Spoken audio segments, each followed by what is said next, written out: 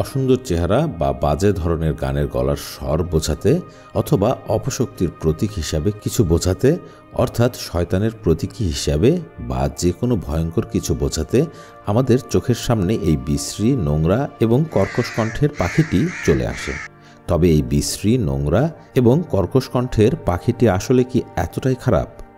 এক কথায় বললে, এই পাখিটিকে নিয়ে আসলে আমরা যা ভাবি, এই পাখিটি ঠিক তার উল্টো। একে নিয়ে শুধু অপশক্তির কথাই নয়, বরং নানা সুন্দর কথাও রয়েছে।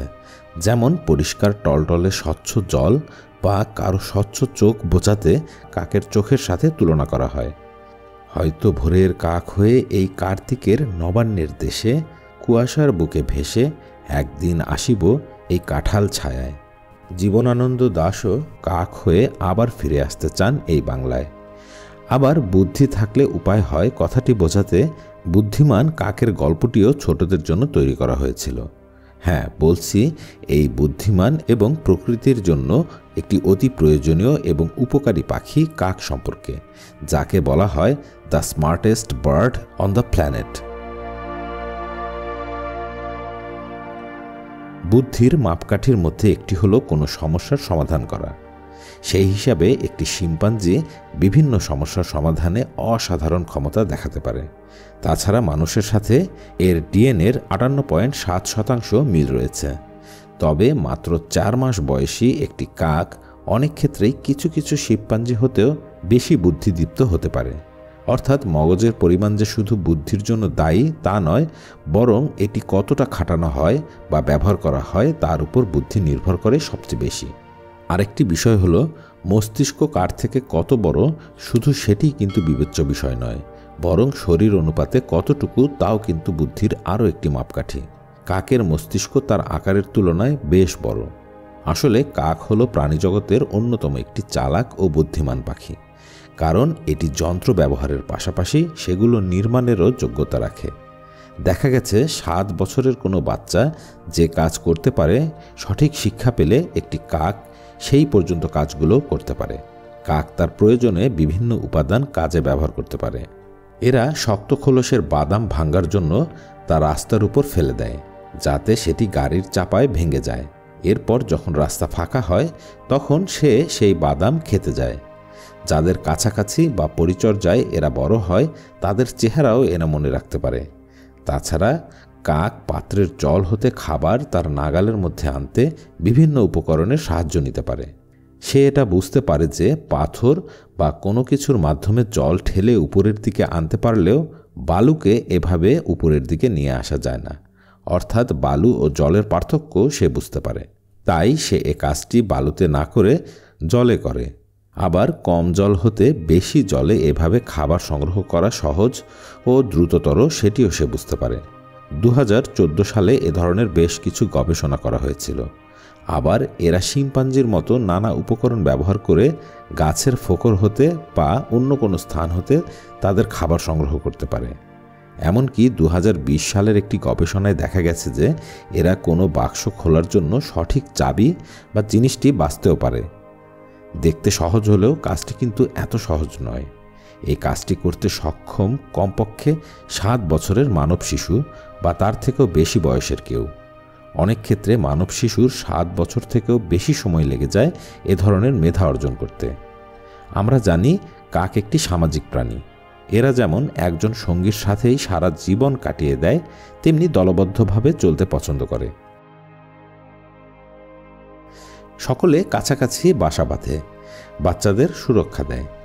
বড় বাচ্চাটি আবার ছোটদের খাওয়ানোতে মা বাবাকে সাহায্য করে থাকে। নিজেদের বিপদে একসাথে ঝাঁপিয়ে পড়ে। এমনকি বড় কোনো বাজ পাখিকে দূরে সরিয়ে দেবার মতো সাহসও দেখায়। আবার অন্য কোনো প্রাণীর জন্য কোনো হুমকি তৈরি হতে পারে এমন কোনো সম্ভাবনা থাকলেও তারা চিৎকার করে তাদের সতর্ক করে দেয়। আর এমন সামাজিক হতে হলে মস্তিষ্কও হতে হয় খুবই উন্নত, যা এই কাক নামক পাখিটির মধ্যে রয়েছে। কাকের বুদ্ধির পরিচয় কিন্তু মানুষ এখন পায়নি। অনেক প্রাচীনকালেও কাকের এ সকল গুণের কথা মানুষ জানত। ঈশপের উপকথা আমরা পড়েছি, আর এই উপকথা লেখা হয়েছিল যীশু খ্রিস্টের জন্মেরও আগে।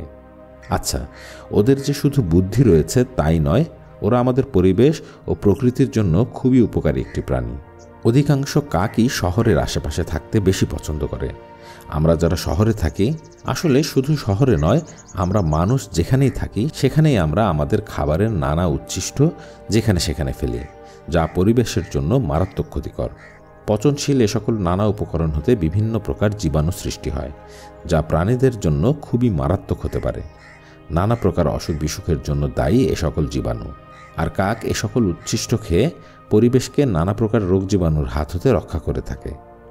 এছাড়াও তারা নানা প্রকার কীটপতঙ্গ খেয়েও তাদের ভারসাম্য বজায় রাখে, যার উপকারিতাগুলো আমরা অনেক সময় প্রত্যক্ষভাবে এবং পরোক্ষভাবে পেয়ে থাকি।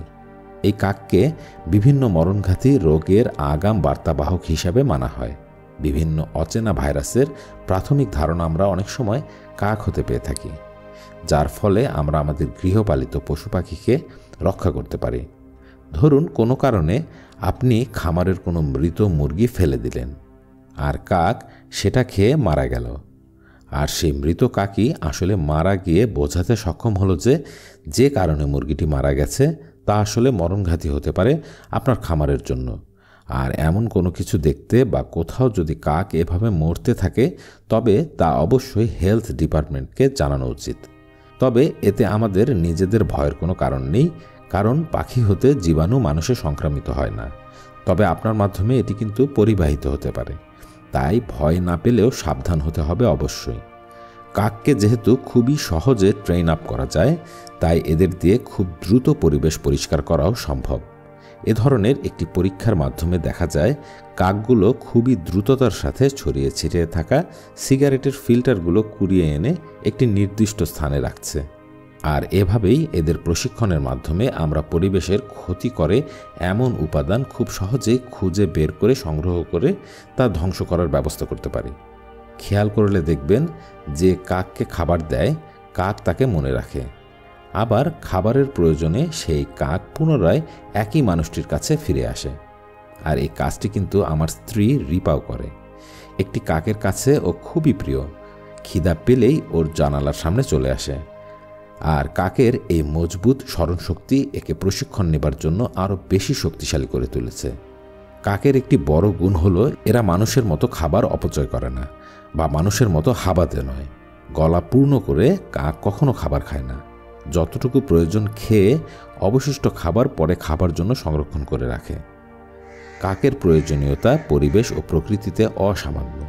কাক কিন্তু মশার মতো আমাদের সাধারণত কোনো প্রকার উৎপাত করে না, যদিও মাঝে মাঝে ট্রান্সফরমারের সমস্যা তৈরি করে বিদ্যুৎ সরবরাহে বাধা সৃষ্টি করে। তবে কাক যেমন আমাদের পরিবেশের জন্য খুবই প্রয়োজন, তেমনি এর থেকে নানা প্রকার শিক্ষাও আমরা নিতে পারি জীবনকে সুন্দর করার জন্য, বিশেষ করে চরিত্র। আবার মশা হলো প্রাণীকুলের জন্য একটি অতি ভয়ঙ্কর ও বিরক্তির অন্যতম কারণ। তবে মশারও প্রকৃতিতে প্রয়োজন রয়েছে, যা অন্য কোনোভাবেই পূরণ করা সম্ভব নয়। মশা সম্পর্কে নানা প্রকার ভুল ধারণা ও প্রকৃতিতে এর প্রয়োজনীয়তা সম্পর্কে জানতে নিচের ভিডিওটি দেখতে পারেন। আর এ ধরনের নানা প্রকার অজানা তথ্য, রহস্য, উপকারী তথ্য, ভেষজ উদ্ভিদ ও ব্যবহার, প্রকৃতি এবং আমাদের নানা অভিজ্ঞতা নিয়ে সাজানো পিপিসি ফাইন্ডিং স্টুডিও। একসাথে সকল বিষয় উপভোগ করতে আমাদের সাথেই থাকুন।